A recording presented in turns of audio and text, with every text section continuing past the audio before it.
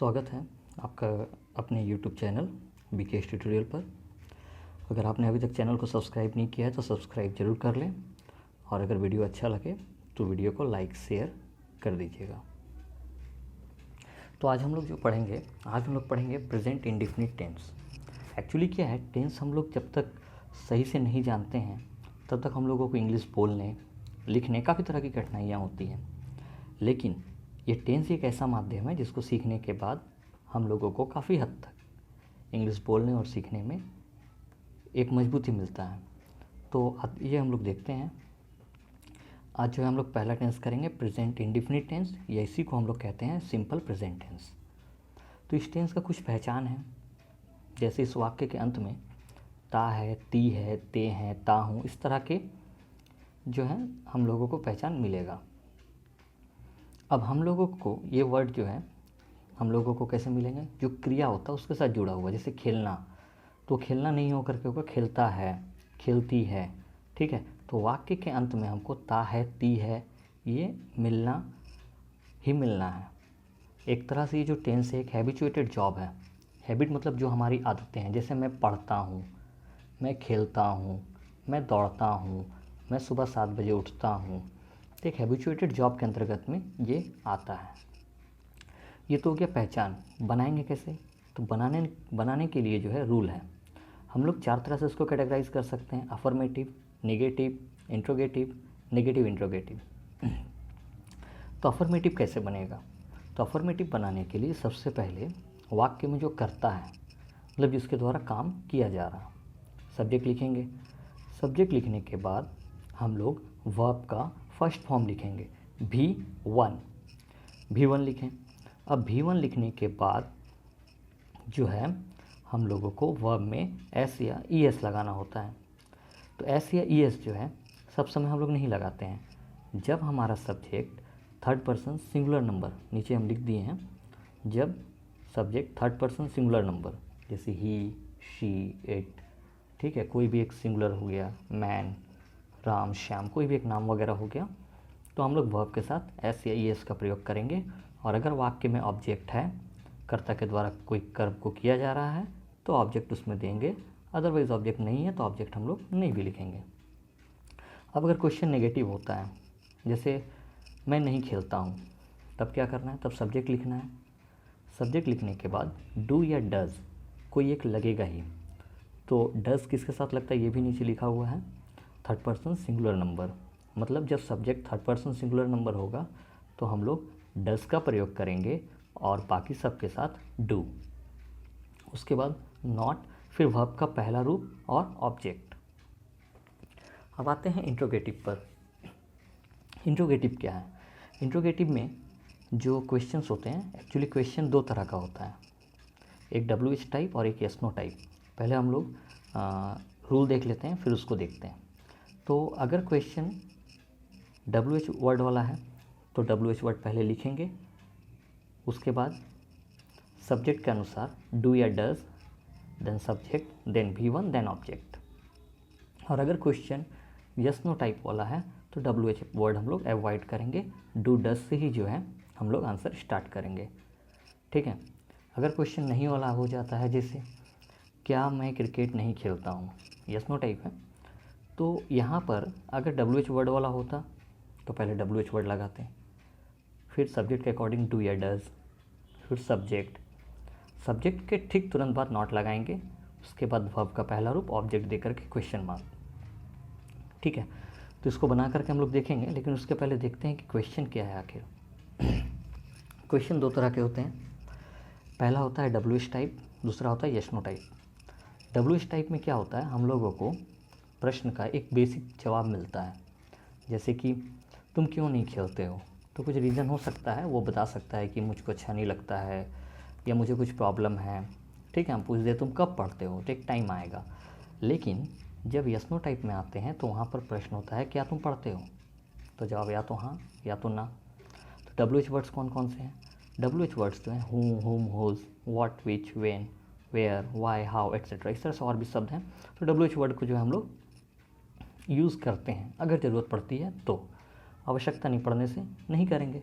तो एक बार फिर से रूल को देख लेते हैं कि आखिर रूल है क्या। उसके बाद हम लोग आगे बढ़ेंगे। तो एक बार फिर से रूल कह देते हैं कि सब्जेक्ट अगर अफर्मेटिव होता है तो सब्जेक्ट के साथ V1, फिर वर्ब के साथ SES, जब third person singular number subject होगा तभी, और फिर ऑब्जेक्ट। नेगेटिव में डू डज का प्रयोग होगा, डू डज के साथ नॉट होता है, डज लगेगा थर्ड पर्सन सिंगुलर नंबर के साथ। इंट्रोगेटिव में डू डज का प्रयोग होगा, उसके बाद सब्जेक्ट आता है यस नो टाइप में, और अगर WH वर्ड्स है तो उसके पहले हम लोग WH वर्ड्स लिखेंगे। नेगेटिव इंट्रोगेटिव का भी सेम वही है, बस इसमें नॉट लग जाता है। अब देखते हैं कुछ एग्जाम्पल्स। अब जैसे एग्जाम्पल है कि राम जाता है, ठीक है, तो सब्जेक्ट कौन है, कौन जा रहा, राम, तो राम लिखें।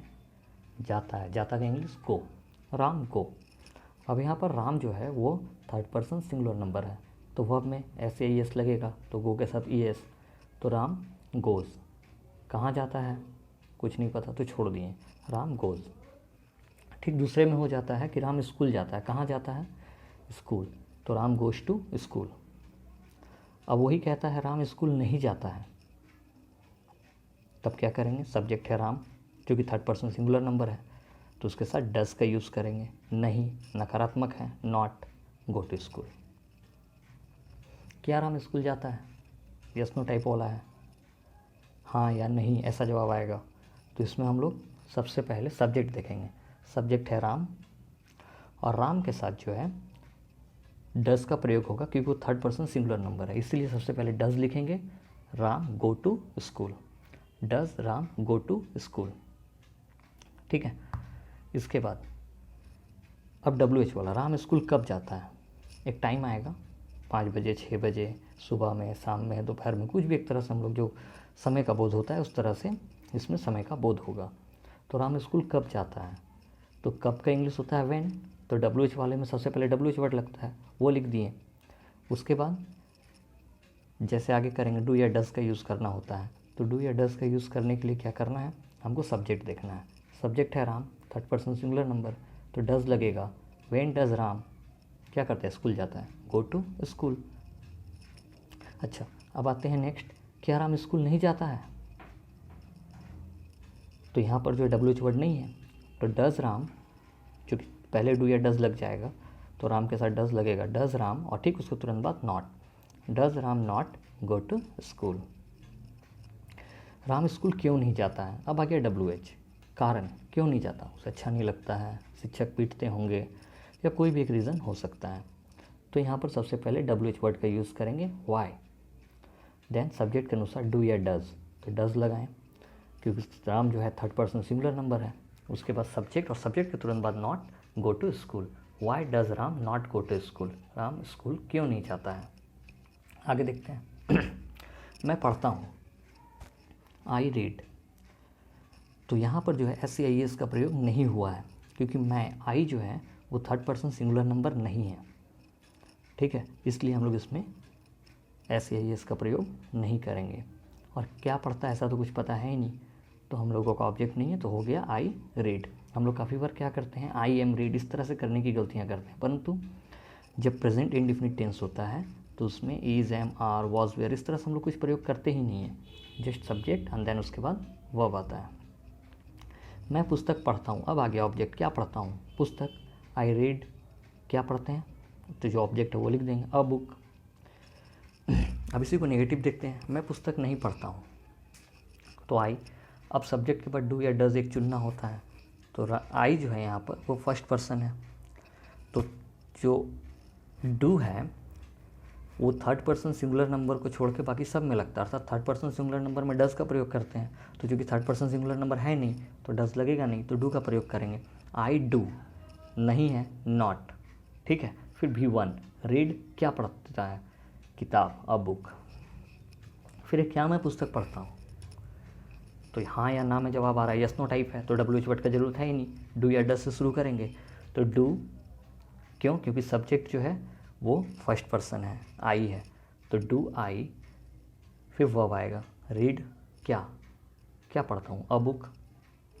ठीक है, आगे बढ़ते हैं, तुम पुस्तक क्यों पढ़ते हो, तो यहाँ पर जो है जवाब आएगा, हमको अच्छा लगता है, मज़ा आता है, ठीक है, इंटरेस्ट है मेरा उसमें, इसलिए हम पढ़ते हैं, ये एग्ज़ाम से कुछ भी एक वजह हो सकता है, तो यहाँ पर जो है जवाब हाँ या ना हो करके इसमें एक बेसिक आंसर है, तो इसलिए जो है हम लोग यहाँ सबसे पहले WH वर्ड यूज़ करेंगे। वाई हुआ, क्योंकि क्यों का इंग्लिश तो वाई होता है। फिर हम लोग आएंगे डू या डज के लिए। तो डू या डज के लिए जब आएंगे तो देखना है सब्जेक्ट, सब्जेक्ट है तुम, you third person singular number नहीं है तो डज तो लगेगा नहीं, ठीक है। तो क्या लगाएंगे, डू। तो वाई डू यू, फिर वर्ब आ जाएगा रीड, क्या, अ बुक।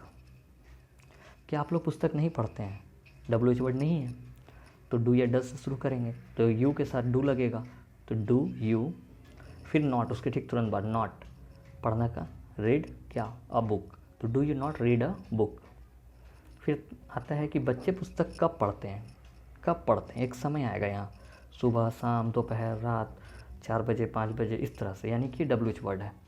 तो वैन, क्योंकि WH वर्ड कब, तो वैन लगाएं। फिर डू या डज में से कोई एक, तो बच्चे बहुवचन है, थर्ड पर्सन तो है लेकिन प्लूरल नंबर है, इसलिए डू लगेगा, तो व्हेन डू द चिल्ड्रेन, फिर वर्ब आएगा रीड, क्या, अ बुक, ठीक है। ये था टेंस, प्रेजेंट इंडेफिनिट टेंस। इसके बाद जो है अगले वीडियो में प्रेजेंट कंटिन्यूअस टेंस को जो है डिस्कस किया जाएगा, उसको डिस्कशन किया जाएगा, उसको समझाया जाएगा। अगर समझ में आया है तो कमेंट में ज़रूर बताएं।